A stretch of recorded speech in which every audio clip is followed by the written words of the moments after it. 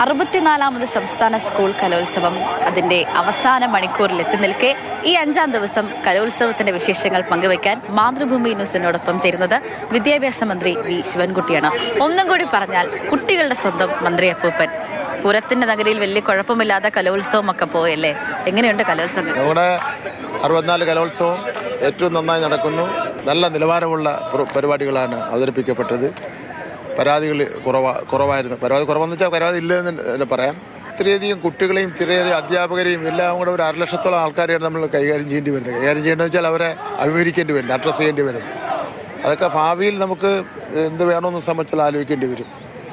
പിന്നെ എന്തായാലും നമ്മുടെ ഇത്രയും 14,000-ഓളം വരുന്ന കലാകാരന്മാർ, അവരുടെ താമസ സൗകര്യം, അവരുടെ ഭക്ഷണം, അവരുടെ അവതരിപ്പിക്കുന്നതിന് വേണ്ടിയുള്ള അവസരങ്ങൾ, ജഡ്ജ്മെൻറ്റ്, അങ്ങനെ എല്ലാ കാര്യങ്ങളും സമസ്ത കാര്യങ്ങളിലും ഒരു പരാതിയില്ലാതെ തീർക്കുന്നതിന് വേണ്ടി കഴിഞ്ഞു എന്നുള്ളത് വളരെ സന്തോഷമുള്ള കാര്യമാണ്.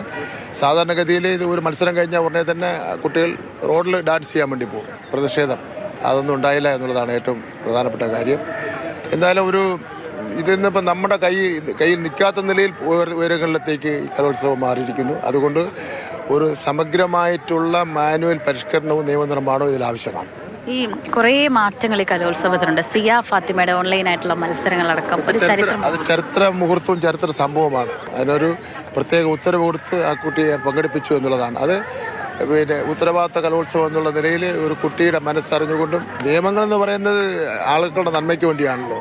അത് ആ നിയമങ്ങൾ ഉത്തരവുകളായി വരുമ്പോൾ അത് ആളുകളുടെ നന്മയ്ക്ക് വേണ്ടിയാണ്. പൂക്കി കലോത്സവം എന്നാണല്ലോ അറിയപ്പെടുന്നത്. മിനിസ്റ്റർ ശരിക്കും എൻജോയ് ചെയ്തോ ഇത്?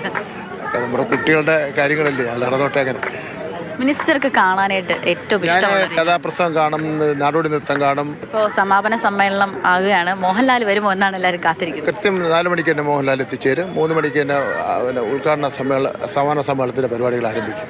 മോഹൻലാൽ വരുമെന്നാണ് മിനിസ്റ്റർ പറഞ്ഞിരിക്കുന്നത്. കൃത്യം 4 മണിക്ക് തന്നെ എത്തിച്ചേരും. സമാപന സമ്മേളനം അതിൻ്റെ അവസാന നിമിഷത്തിലേക്ക് കടക്കുകയാണ്.